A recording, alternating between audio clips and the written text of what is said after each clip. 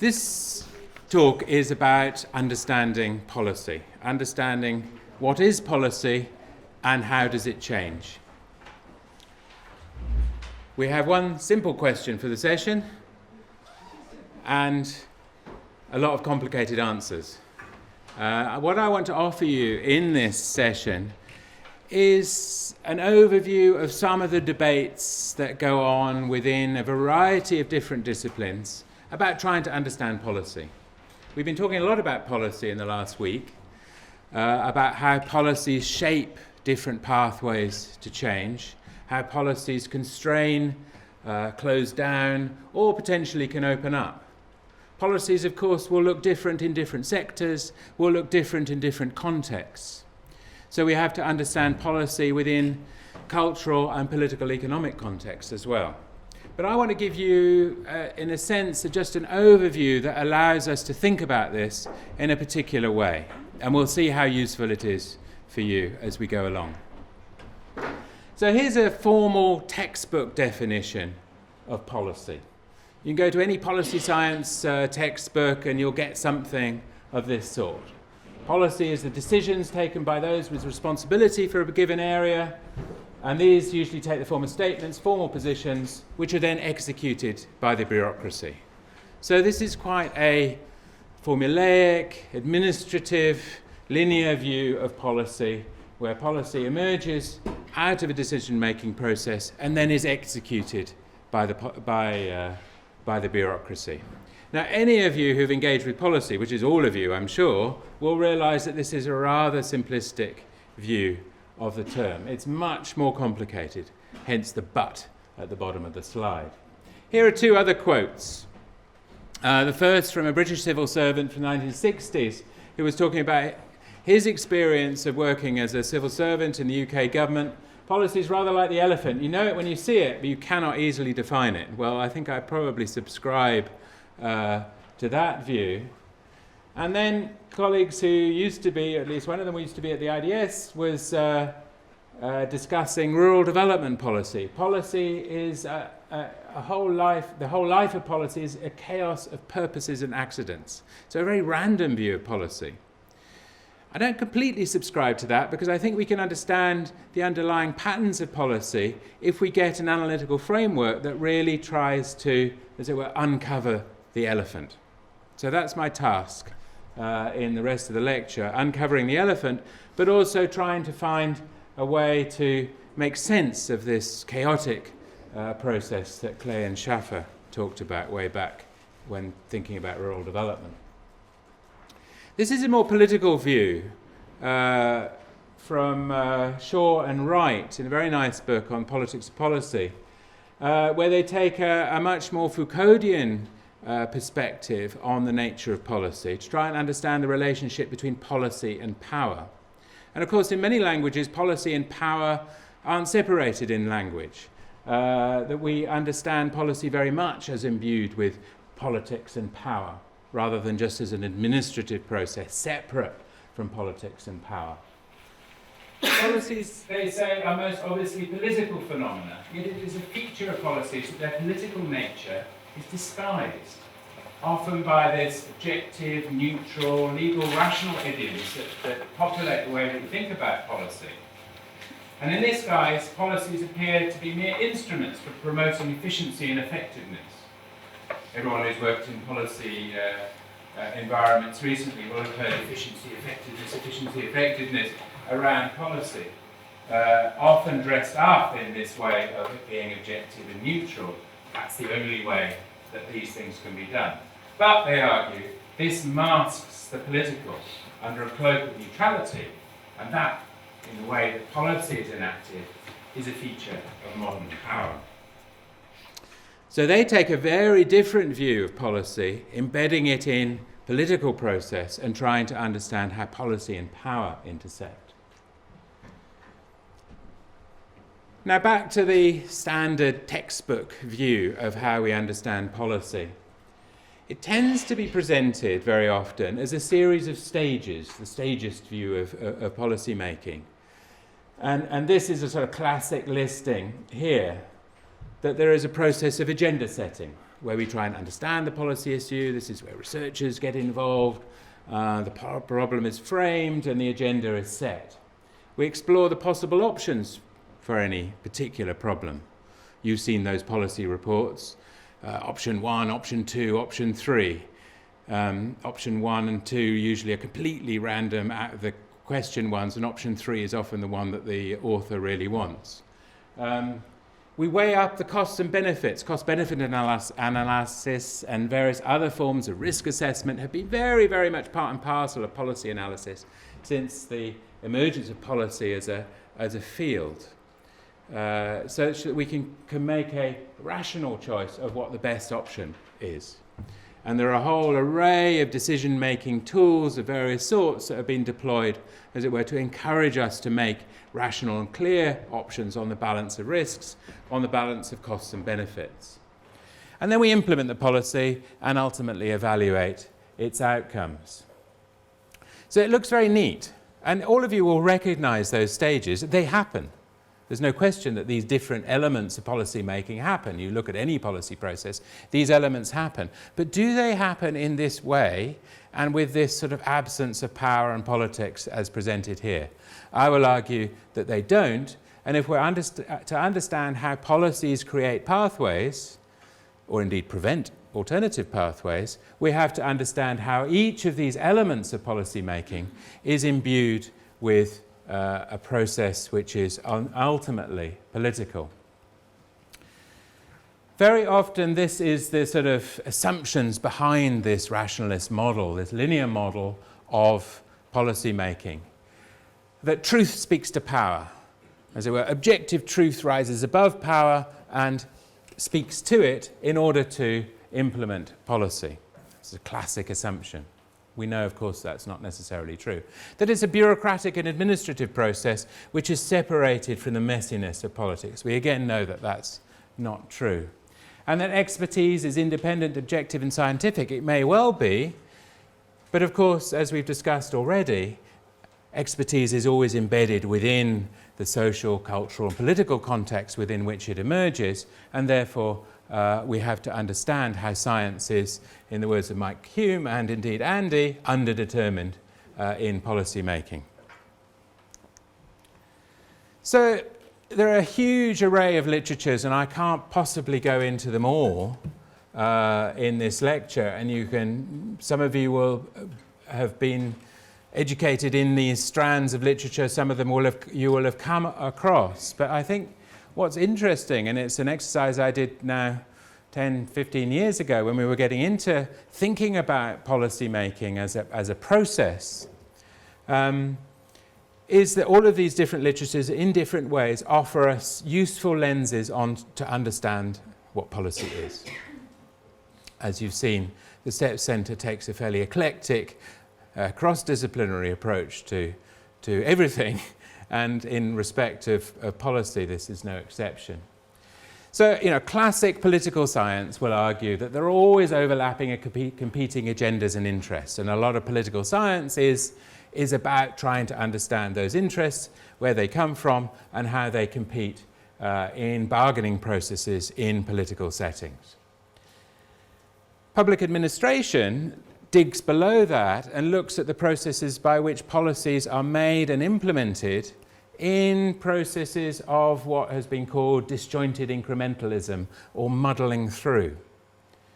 The practice of policy isn't so linear, that implementation isn't so separate from policy itself, that always there's an iteration between policy and policy making and implementation. That separation in that stagist view is not necessarily accurate.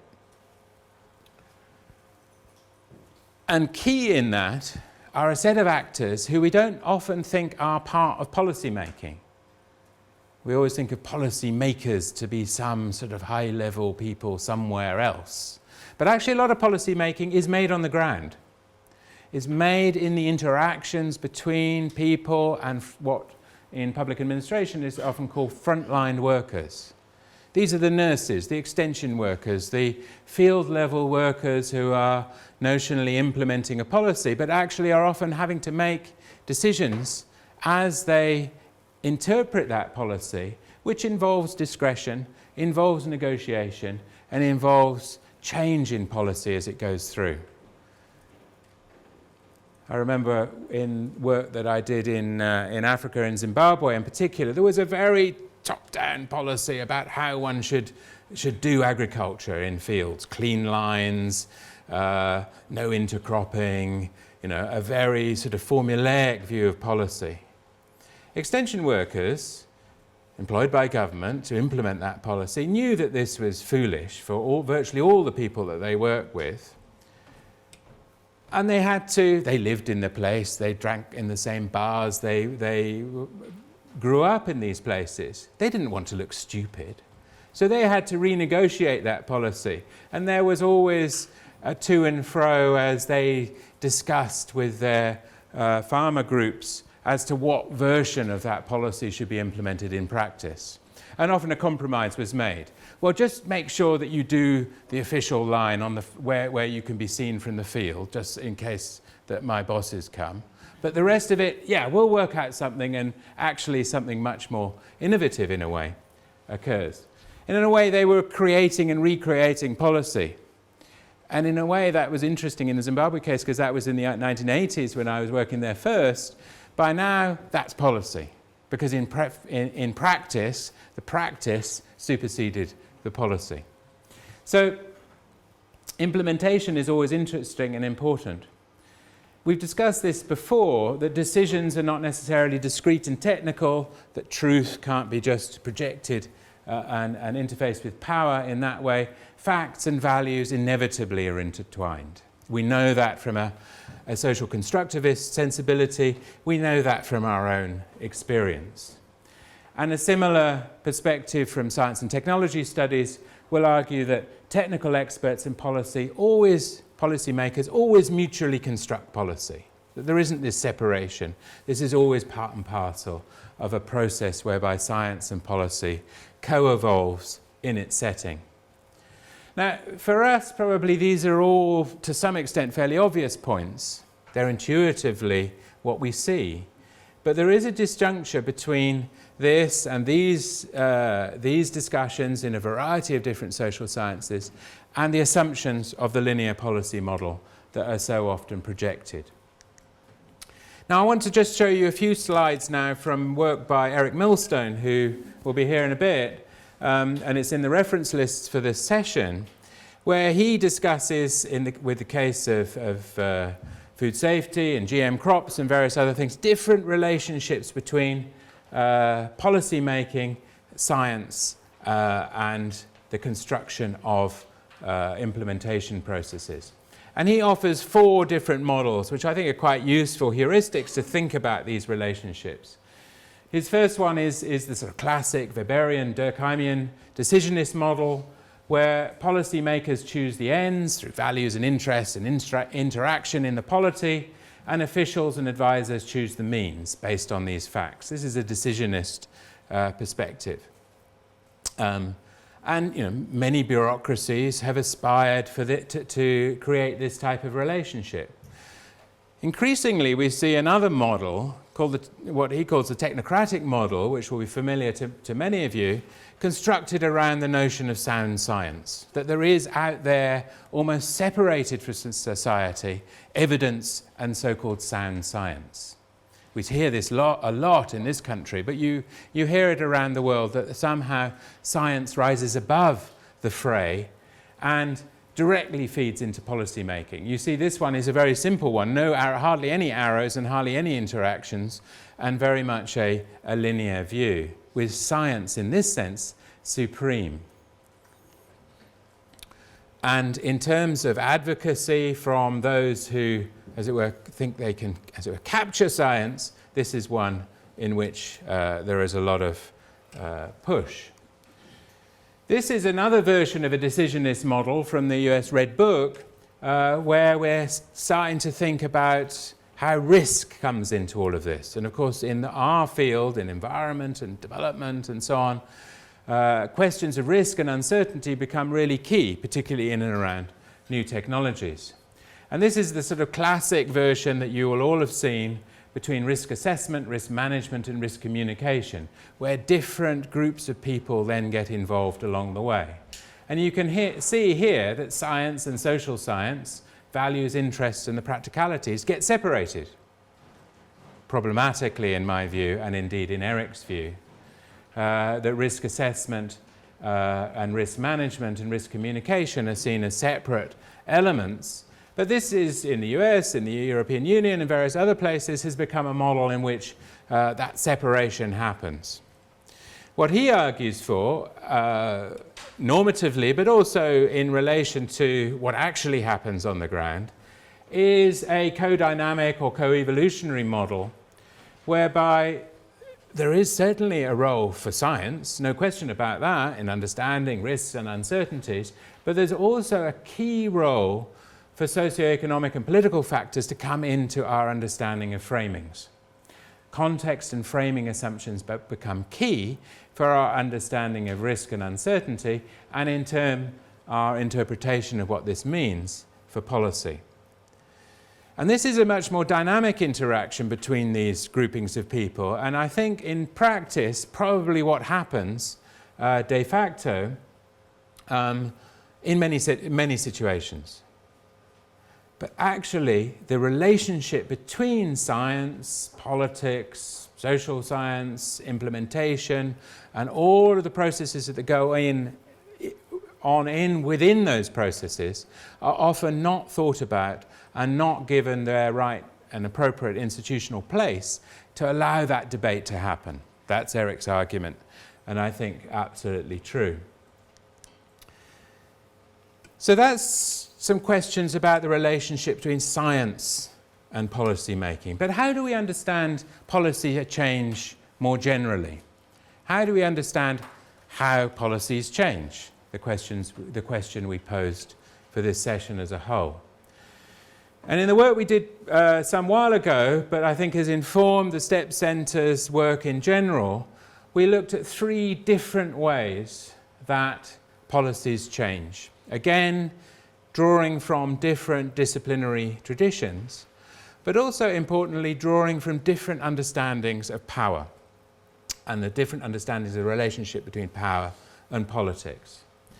So the top cluster, and I won't go into these, this is again a library full of debate for each of these bullet points, which you can go into. The top one comes from different forms of political science, either pluralist visions or more interest group focused accounts, more state-centered or more society-centered accounts, depending on where you're coming from, what your context is. Any one of those may be more or less appropriate. But the important point about all of those, and there's a huge differentiation in the political science literature that I can't go into, is that this is about the competition or bargaining between different interest groups. Interest groups within the bureaucracy, interest groups between state and society, interest groups indeed within society. And how policy changes is an outcome of that process of bargaining and competition. So your job there is to understand power as interest, as power as the relationship between interests, such that you can understand how that occurs. There's another set of literatures asking the same question, how does policy change, which starts in a slightly different way, not from an aggregate view of politics and interest groups, but more from an understanding of actors and networks and how they relate. And again, the bullet points there encompass vast literatures, each of them, but each of these is essentially trying to understand how actors and their networks and their practices create policy and policy change. So one's focus there could be on epistemic communities, communities of policy actors with common views. And Haas's study of Mediterranean pollution is the classic there, but it's been applied in many, many other cases since. There are studies around policy networks, the work of Jordan and Sabatier, for example, looking respectively at the UK and the US, looking at how networks are formed across government, but also between government and civil society as to create policy change. Work on policy entrepreneurs, a focus on individuals who can facilitate change and create these networks and precipitate change in particular settings. There's the work of Norman Long and colleagues formerly from Wageningen, looking at the role of actors and interfaces, interactions that occur, a much more micro-sociology of policy change that can be ways of understanding how policy emerges. And of course there's the broad area of actor network theory out of science and technology studies of Bruno Latour and Calon and Law and so on, who have been interested in understanding processes of enrollment and enlistment and how that occurs often between human and non-human worlds as a process by which policy changes. And then, and again, there's not enough space on the slide for a whole pile of bullet points under there, but actually there are a more knowledge-focused element. It overlaps to some extent with some of the others. That's more focused on actors. A focus on knowledges, discourses, narratives, things we've already discussed about as core to the pathways approach. But I think when we're thinking about the pathways approach as a whole, each of these different versions of policy change becomes significant in thinking about how pathways are opened up or closed down. And each offer different perspectives on how we understand power. Power as interest, power as embedded in actors and networks and, as it were, reflected in practice, and power in knowledge. So, distilling all of that, we have 3 circles. Not even a 2x2 for a change from the step centre, but a 3-circle framework, very simple. If you remember one thing from this lecture, it's those 3 circles, and ideally the words in the 3 circles. This is our attempt to think about how those different processes of policy change intersect. How policy change emerges out of debates about knowledge, through discourses and narratives, how policy change emerges through networks of actors and their practices, and how policy change emerges through the intersection of politics and interests. Different versions of power, but actually taken together can provide 3 different lenses overlapping in the way that we understand policy change. And that's where we got to in thinking about this vast literature and thinking about how pathways are created through the intersection of these 3 dynamics. So, thinking about constructing pathways, and back to our earlier discussion in the summer school about policy narratives. One of the things we need to think about are how these narratives are developed, how they emerge as storylines about policy change, how we construct the problem, how we elaborate that problem with various forms of evidence, and how we construct the solution. And different people will have different narratives about different issues. And we'll be discussing this a bit more later. And we need to ask, how are particular forms of expertise deployed in this process? How are particular forms of information, authority, legitimacy appropriated and defined in relation to particular narratives? Whose interests and whose perspectives are getting involved in this? And who in that process is excluded?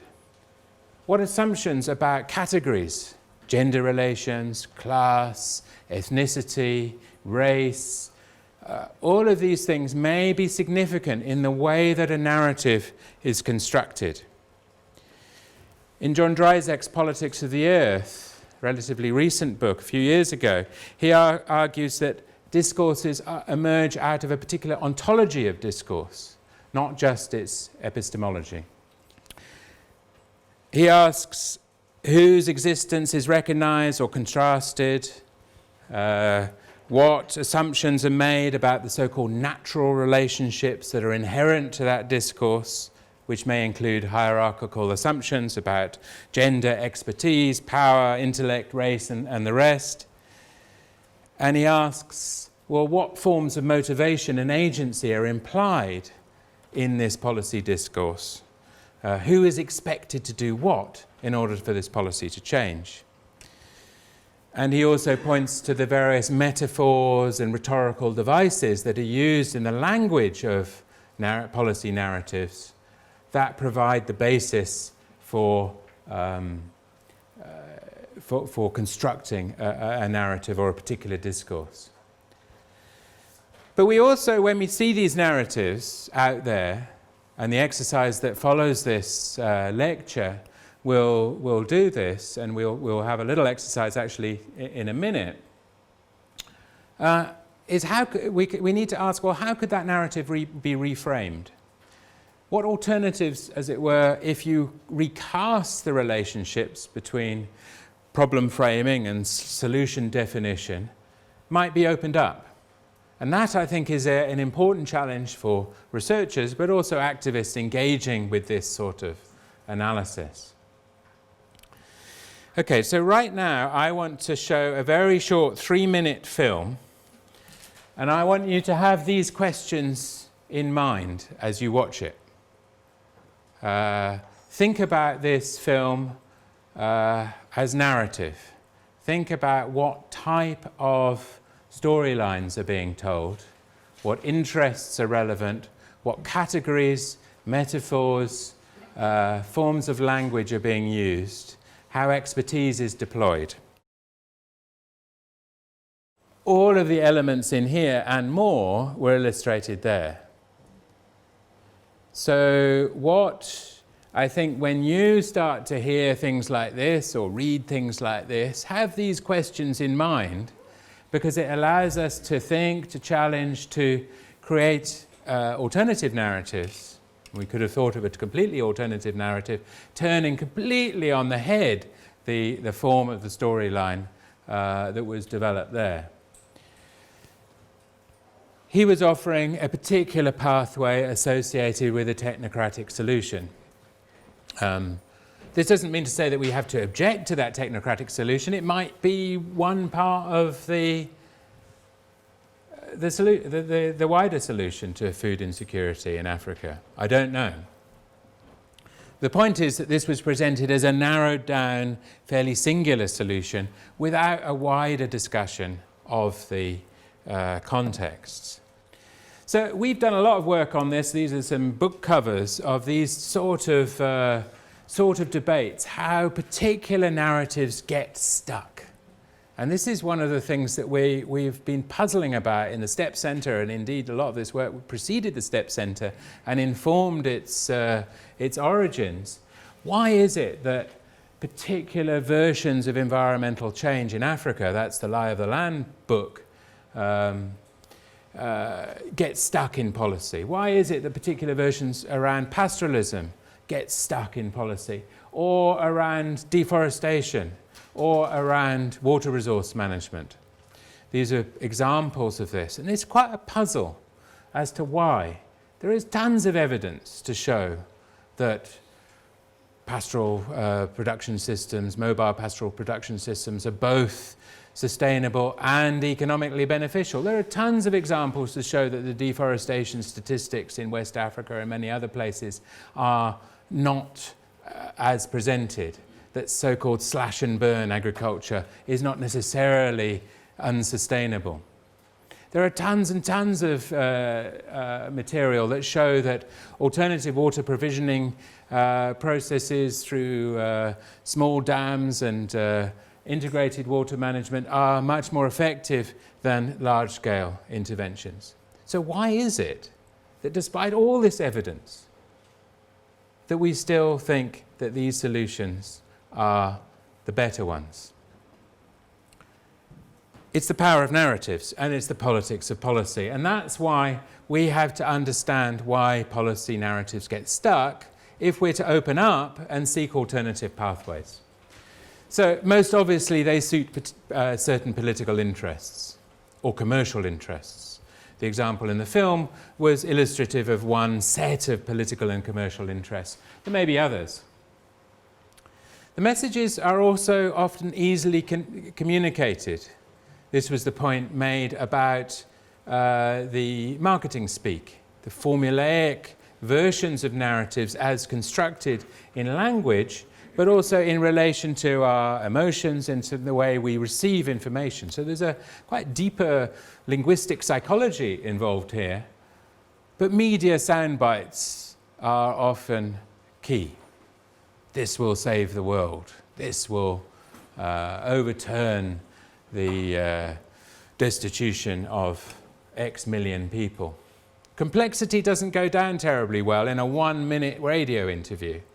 Certain STEPS members have come unstuck on this.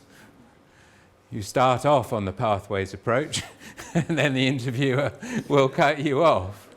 But actually, as we've discussed before, opening up complexity doesn't mean to say that your arguments have to be complex. We can have simple arguments that open up and develop alternative narratives. We have to understand the nature of bureaucracy and large organizations that want to be associated with a particular clear narrative. The mission statement.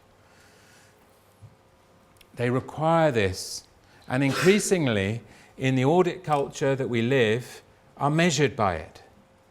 Have you achieved X, Y, Z in relation to the requirements that the government has set around your output targets? Every organization I'm sure that you have worked with has that constraint to it. This creates difficulties in opening up alternatives, making things more complex. The other thing about some of these storylines is that they're often so taken for granted, so embedded in the way we think, that we can't jump out of it. This has a psychological dimension, but it's also that Foucauldian process of the way that we are disciplined into thinking in certain ways. This happens. Even the most open, free-thinking bureaucrat in a particular organization may be constrained by the way she or he is able to act, partly because of that. Because they get embedded, these processes, in particular institutions, particular professional trajectories, particular actor networks and groups. That's the way we do things. We can't think of anything different. You will have all confronted this. And, to some extent, all of those books that I showed you before showed this in the context of pastoral policy in Africa, deforestation debates globally, water policy in India, and so on and so forth. So if we're interested in opening up pathways, we've got to get serious about this. We've got to get serious about the way professionals are. These aren't bad people. These are people constrained by particular histories, particular institutions. And we've got to get to grips with, as it were, the psychological, social, institutional dimensions of change. So just to summarize, and it's summarized in great depth in the book that I think we offered you a chapter from, and the more popular version that we produced subsequent to that. We see policy change as the intersection of these three processes, drawing on a whole array of literature. I've mentioned most of them already. The way narratives and discourse interact, the way actors and networks interact, the way politics, power and interests interact. And you can decide which element of these different literatures suit you and the context you're working in, but I think this trio and the way that interacts becomes really important. Remember the three overlapping circles and the words in between? Becomes a way of thinking about the way policy change happens. One of the things that then becomes really key in understanding how these different elements intersect is understanding institutions. And again, rather like policy, institutions is one of these words which we often use, but actually has a whole array of literature underpinning it, and a big debate as to what we understand. Institutions then become important in mediating change. facilitating it or constraining it. And how we understand institutions becomes crucial. Institutions aren't just the organizations. It's not just the World Bank or the government department of X or the organizational form. It's the overall rules of the game. This is what Douglas North argued way back when thinking in the context of new institutional economics, that we have to understand both the players, the organizations, and the rules, the institutions. And it's the intersection between rules and players that then become important. And I think that's quite a useful, fairly simple way of thinking about it. But there are different ways that we can then expand that analysis. We can pursue the institutional economics approach, which looks at the costs and benefits of different institutional configurations. That's one route, if that's your way of thinking and is appropriate to the context. We can take a much more sociological, anthropological perspective on how institutions emerge out of practice, practice theory, performativity, from cultural theory. The relationships between culture, power and knowledge become important. Institutions as rules don't just exist because they're written down, they exist through practice, they're embedded in culture, they emerge out of often performative processes.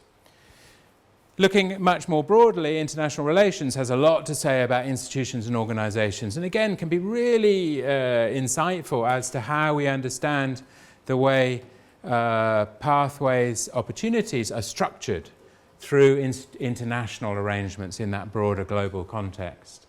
And related to that, one can understand through political economy perspectives how structural power relations, distributions and interests become significant. My point here is, when we're thinking about institutions, let's be sophisticated and open-ended about how we both define and interpret institutional arrangements and processes. But we can come at this rather like we came at the policy process arguments, understanding policy, from different disciplinary angles. Some from a rather micro perspective, some from a much more macro perspective. All are relevant. They're best combined very often in the type of questions that we're investigating, which always have a local practice-oriented element and very often have a global resonance as well. One thing that we've been thinking about in developing this framework are, well, what policy spaces? Which are the spaces that open up the opportunities for change? How are they created? How can they be facilitated, indeed, to open up more opportunities for change? But also, how are they closed down? So thinking about policy spaces, in a way, it's the bit in the middle of the three overlapping circles that we looked at before. Let's look at how they emerge. This emerged actually out of an exercise where I introduced in a rather different way these concepts to a group of veterinarians. Not the normal people you'd expect to be interested in policy processes, but actually this group of veterinarians from East and Southern Africa had all moved from their clinical practice as veterinarians into policy positions. Yet their training was very different. But their inbox, in tray, was all full of, well, how are we going to deal with SBS arrangements for the import and export of animal products? How are we going to deal with the processes of privatization of the veterinary sector as a result of declining funds? How are we going to deal, a set of policy questions? So we offered this as a way of thinking, and actually it worked really well. One doesn't have to link this framework with all of the literature that goes behind it. This is for your purposes as PhD students to see where it comes from. But actually they're very simple ideas of thinking about policy change, thinking about opening up, thinking about how policy spaces are created or closed down, was as resonant to them as it was to a more conventional social science and policy audience. But this list actually came from a brainstorming from that very workshop. And we listed out through discussion, well, where are the places that policy changes in your environments? And I'm not going to go through all of these in detail, but one can see that there are different ways that policy change might happen. It may happen through orchestrated participation, invited spaces through consultation. It may happen through more direct resistance and opening up populist spaces through social movements or demonstration. It may emerge through creating demonstrations and examples of new ways of doing things. The niches, if you like, that Adrian Smith talked about in innovation theory, to demonstrate that there are alternatives, and you bring others to see these. Through witnessing approaches, change happens. It may be through struggles in the bureaucracy. We've talked, for example, and this was a subject of discussion at this workshop, about One Health, bringing together veterinarians, ecologists, medical scientists, social scientists, and others interested in a holistic vision of health delivery. Well, that's often a struggle in the bureaucracy, about hierarchies of different groupings of people within a bureaucracy. There may be electoral and political spaces, moments that open up for a debate about something as governments change or reshuffles of parties occur. And importantly, there are also wider discursive spaces for debates, not physical spaces as in, a place one can identify, but a wider debate that may happen in different media, but may be significant in shifting policy. And all of these happen at different time frames in different ways in different places. And the discussion we had there was relevant to that, but also relevant to any other setting that you could think of.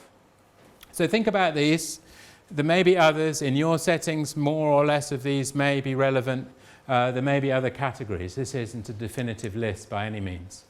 So what does this mean for our wider debate about closing down and opening up? I think I've mentioned this, but this really concludes the lecture now. Too often, and we saw that in the examples, a privileged narrative associated with a particular pathway based on a particular culture of science and the way policy is constructed results in a very narrow policy process, closed down around perspectives such as sound science or evidence-based policy, resulting in a particular lock-in in pathways around narrow interests, favouring very often incumbents. This is the point that Andy had made previously, and we've discussed. And we can see how that happens in policy making very easily. But how then, this is the challenge for us collectively and individually, how do you open up to create more policy spaces around which debates can happen?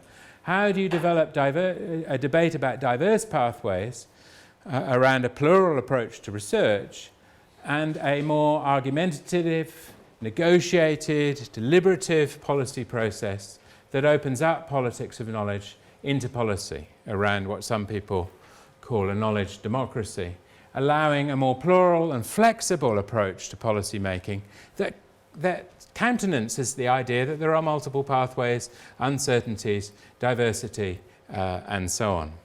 This is a challenge given the way policy is structured.